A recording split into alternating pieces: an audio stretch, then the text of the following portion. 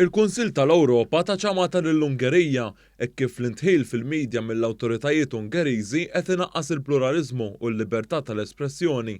F'rapport li ħareġ mill-Kunsill tal-Ewropa ħareġ kif mill-2010 minn meta Viktor Orban sar Prim Ministru f'dan il-pajjiż, il-Gvern Ungeriż immina lill-ġurnalisti.